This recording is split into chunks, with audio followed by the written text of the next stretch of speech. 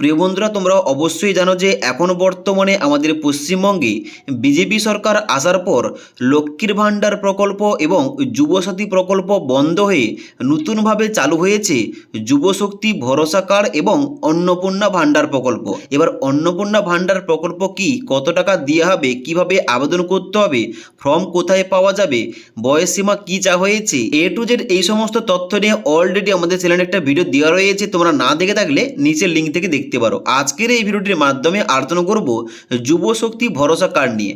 এই যুবশক্তি ভরসা কার্ড যার মাধ্যমে প্রতি মাসে বেকার যুবকদের 3,000 টাকা করে দেওয়া হবে এবং এই নতুন প্রকল্প শুরু করা হয়েছে, যার জন্য অনলাইন এবং অফলাইন দুইভাবে ফর্ম ফিল আপ করা যাবে। তো ফর্ম ফিল আপ কবে থেকে শুরু হচ্ছে কিংবা বয়সসীমা কী লাগছে, কারা কারা আবেদন করতে পারবে, কি কি শর্ত রাখা হয়েছে এবং আবেদন করতে হলে কি কি ডকুমেন্টস লাগবে, A to Z সমস্ত কিছু তথ্য নিয়ে বিস্তারিতভাবে আলোচনা করব এই ভিডিওটির মাধ্যমে। তার জন্য অবশ্যই তোমরা ভিডিওটি না টেনে শেষ পর্যন্ত দেখে নাও। সবার প্রথমে বলে দিই, এই যে যুবশক্তি ভরসা কার্ড, এই কার্ডটা কিন্তু শুধুমাত্র আমাদের পশ্চিমবঙ্গের সমস্ত বেকার যুবকদের জন্য। যারা কোনো চাকরি বাকরি করে না তাদের প্রতি মাসে ভাতা টাকা হিসাবে 3,000 টাকা করে দেওয়া হবে। যেমনটা আগে তৃণমূল সরকারের তরফ থেকে যুবসাথী প্রকল্পের মধ্য দিয়ে 1,500 টাকা চালু করা হয়েছিল, ওই প্রকল্প বন্ধ হয়ে গেছে। এখনও বর্তমানে বিজেপি সরকার আসার পর এখনও বর্তমানে বেকার যুবকদের প্রতি মাসে 3,000 টাকা করে দেওয়া হবে। তবে এই যে যুবশক্তি ভরসা কার্ডের মাধ্যমে প্রতি মাসে 3,000 টাকা, এটা কিন্তু সবাই পাবে না। যারা শুধুমাত্র এলিজিবল হবে, যারা শর্তগুলো পূরণ করবে, তারাই কিন্তু এই টাকাটা পাবে। তাহলে এখানে কি কি শর্ত রাখা হয়েছে, কারা কারা আবেদন করতে পারবে এই প্রকল্পে, দেখো। সবার প্রথম শর্তটা হচ্ছে বেকার যুবকরা যারা বেকার রয়েছে তাদের কিন্তু শুধুমাত্র দেওয়া হবে এই টাকাটা। এবং দ্বিতীয় নম্বর শর্ত, আবেদনকারীকে পশ্চিমবঙ্গের স্থায়ী বাসিন্দা হতে হবে। 3 নম্বর শর্ত, মিনিমাম তোমাদের মাধ্যমিক পাস করতে হবে, তবে এটা কিন্তু সম্ভব। এখানে কিন্তু বলা হচ্ছে, মানে এটা কিন্তু অফিসিয়াল কোনো নোটিফিকেশান কিন্তু যেহেতু পাবলিশ করা হয়নি, সম্ভব ধরা হচ্ছে এখানে কিন্তু মিনিমাম তোমাদের মাধ্যমিক পাস যোগ্যতা চাওয়া হবে।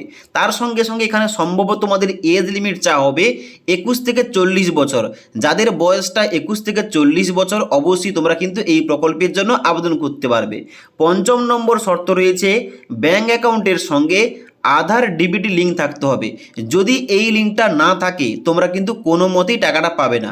কেন্দ্র সরকার হোক কিংবা রাজ্য সরকার, প্রত্যেকটা এখানে প্রকল্পের ক্ষেত্রে এই লিঙ্কটা কিন্তু করা থাকতেই হবে। এই লিঙ্কটা করা থাকলে আধার কার্ডের নাম্বারে টাকা ছাড়লে তোমাদের ডাইরেক্ট ব্যাঙ্ক অ্যাকাউন্টে টাকাটা আসবে। এবার ব্যাঙ্ক অ্যাকাউন্টের সঙ্গে আধার ডিবিটি লিঙ্কটা আছে কিনা কিভাবে চেক করতে হবে, কিংবা যদি লিঙ্কটা না থাকে কিভাবে লিঙ্ক করতে হবে, এই টপিকে তোমরা ভিডিও চাইলে নিচে কমেন্ট করতে পারো, তাহলে কিন্তু তোমাদের এই টপিকে একটা বিস্তারিত ভিডিও নিয়ে আসবো। এবার 6 নম্বর শর্ত কি হচ্ছে, 6 নম্বর শর্ত বলা হচ্ছে, কোনো ধরনের সরকারি চাকরি করলে এই প্রকল্পের টাকা পাওয়া যাবে না। মানে কেউ যদি সরকারি চাকরি করে থাকে, এখানে কিন্তু এই প্রকল্পের জন্য আবেদন করলেও তারা কিন্তু টাকাটা পাবে না, কারণ তারা বেকার নয়, তারা একটা সরকারি চাকরি করে। তো এই সমস্ত শর্তগুলো পূরণ করলে কিন্তু তোমরা এখানে যুবশক্তি ভরসা কার্ডের জন্য আবেদন করতে পারবে। এবার তাহলে এই যুবশক্তি ভরসা কার্ডের জন্য কিভাবে আবেদন করতে হবে, দেখো। আবেদন কিন্তু তোমাদের দুইভাবে করতে হবে। দুইভাবে তোমরা চাইলে করতে পারো, যে কোনো একটি পদ্ধতি ফলো করতে পারো। একটা হচ্ছে অনলাইন পদ্ধতি, বাড়িতে বসে তোমরা মোবাইল থেকে এর জন্য ফর্ম ফিল আপ করতে পারবে এবং তার সঙ্গে সঙ্গে যে সমস্ত যুবকরা বাড়ির বাইরে রয়েছে কাজ করার জন্য, তারা কিন্তু চাইলে অনলাইন আবেদন করতে পারে। আবার যারা বাড়িতে রয়েছে তারা চাইলে কিন্তু তাদের বাড়ির কাছে যে ক্যাম্প অফিস বসবে, ওই ক্যাম্প অফিসে গিয়ে অফলাইনে ফর্মটা জমা করতে পারে। সবার প্রথম তোমাদের বলে দিচ্ছি অনলাইনে কিভাবে আবেদন করতে হবে। দেখো, অনলাইন আবেদন করার জন্য কিন্তু অবশ্যই প্রথম সরকারের তরফ থেকে, মানে বিজেপি সরকারের তরফ থেকে নতুন একটা অফিসিয়াল ওয়েবসাইট লঞ্চ করা হবে। এখনও পর্যন্ত কিন্তু ওয়েবসাইটটা লঞ্চ করা হয়নি। অফিসিয়াল ওয়েবসাইটটা লঞ্চ করা হলে অবশ্যই তোমাদের অফিসিয়াল ওয়েবসাইটে গিয়ে তোমাদের প্রথম কি করতে হবে, তোমাদের মোবাইল নাম্বার দিয়ে রেজিস্ট্রেশন করতে হবে। এবার রেজিস্টার করার পর তোমাদের কিন্তু লগ ইন করে তোমাদের সম্পূর্ণ ফর্ম ফিল আপটা করতে হবে। যেমন তোমাদের পার্সোনাল ইনফরমেশান, অ্যাড্রেস দিতে হবে, ব্যাংকের তথ্য দিতে হবে, এডুকেশান কোয়ালিফিকেশান, এই সমস্ত যাবতীয় তথ্যগুলো তোমাদের কিন্তু দিয়ে ফর্মটা সঠিকভাবে ফিল আপ করতে হবে। ফর্ম ফিল আপ ভুল করলে কিন্তু তোমরা কোনোভাবেই টাকাটা পাবে না। এবার ফর্ম ফিল আপ হয়ে যাওয়ার পর কিন্তু তোমাদের এখানে সমস্ত ডকুমেন্টসগুলো আপলোড করতে হবে। এবার কি কি ডকুমেন্টস আপলোড করতে হবে কিংবা আবেদন করার সময় তোমাদের কি কি ডকুমেন্টস লাগবে একটু পরে বলছি। তার আগে তোমাদের বলে দিই, এখানে কিন্তু ডকুমেন্টস অনলাইনে আপলোড করার পর এখানে তোমাদের সমস্ত ভেরিফাই এবং চেক করার পর তোমাদের ফর্মটি সাবমিট করতে হবে। ফর্মটি সাবমিট হয়ে যাওয়ার পর তোমাদের ফর্মের যে অ্যাকনোলেজমেন্ট স্লিপটা ওটা কিন্তু তোমরা প্রিন্ট করে কাছে রাখবে। পরবর্তীতে তোমাদের কিন্তু ওই নাম্বারটি দিয়ে স্ট্যাটাস চেক করতে হবে। এবার যারা তোমরা ভাবছো যে তোমরা অনলাইন আবেদন করবে না, তোমরা অফলাইনে ক্যাম্প অফিসে গিয়ে ফর্মটা ফিল আপ করবে, তোমরা কিভাবে ফর্মটা ফিল আপ করবে দেখে নাও।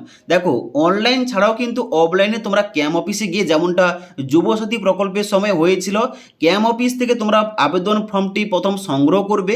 ফর্মটি সংগ্রহ করার পর ফর্মটি সঠিক তথ্য দিয়ে তোমরা ফর্মটি ফিল আপ করবে। ফর্মটি ফিল আপ করার পর ফর্মের সঙ্গে যাবতীয় ডকুমেন্টসগুলো তোমাদের অ্যাটাচ করতে হবে। এবার যে ডকুমেন্টসগুলো অ্যাটাচ করবে ওই ডকুমেন্টসে কিন্তু জেরক্স কপি করে তার নিচে সেলফ অ্যাটেস্টেড মানে তোমার নিজের স্বাক্ষর করে জমা করতে হবে। এবার ক্যাম্প অফিসে ফর্মটা জমা দেওয়ার পর রিসিভ কপি অবশ্যই সংগ্রহ করবে।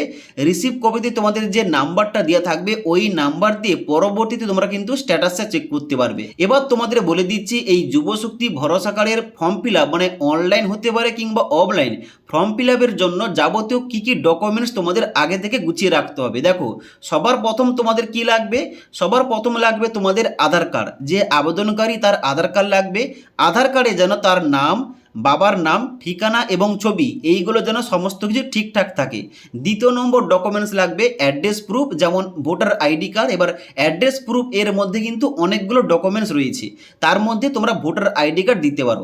এবার তৃতীয় নম্বর রয়েছে এজ প্রুফ, মানে জন্মের প্রমাণপত্র হিসাবে তোমরা চাইলে জন্ম সার্টিফিকেট অথবা মাধ্যমিকের অ্যাডমিট কার্ড তোমরা সাবমিট করতে পারো। তারপর তোমাদের 4 নম্বর লাগবে ব্যাঙ্ক অ্যাকাউন্টের ডিটেলস। এখানে কিন্তু অবশ্যই তোমাদের ব্যাংকের পাসবই লাগবে, তবে অবশ্যই তোমাদের ব্যাংকের সঙ্গে আধার ডিবিটি লিঙ্ক থাকতে হবে, তবেই তোমরা কিন্তু এখানে টাকাটা পাবে এই প্রকল্পের মধ্য দিয়ে। তারপর তোমাদের লাগবে এডুকেশন কোয়ালিফিকেশনের সার্টিফিকেট, মানে তুমি যদি মাধ্যমিক পাস যোগ্যতায় আবেদন করছো, মাধ্যমিকের মার্কশিট এবং সার্টিফিকেট কিন্তু অবশ্যই তোমাদের এখানে অ্যাটাচ করতে হবে। এবং তার সঙ্গে সঙ্গে যদি তোমাদের নোটিফিকেশান আসার পর বলা হয় যে আনএমপ্লয়েড মানে তুমি যে বেকার, তার প্রমাণ দিতে হবে।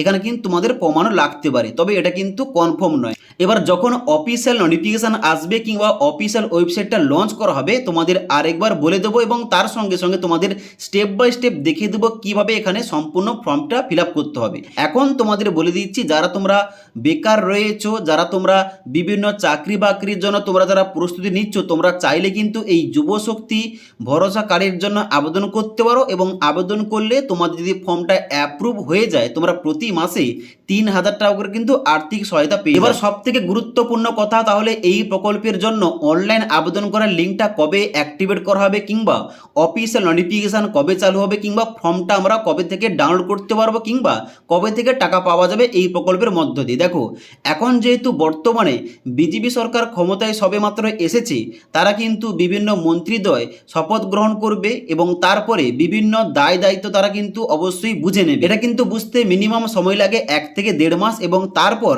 যে সমস্ত প্রতিশ্রুতিগুলো দেওয়া হয়েছিল ওগুলো কিন্তু বাস্তবায়ন করা হবে এবং তারপরে কিন্তু একে একে করে তোমাদের সমস্ত প্রকল্পগুলো কিন্তু অবশ্যই চালু করা হবে।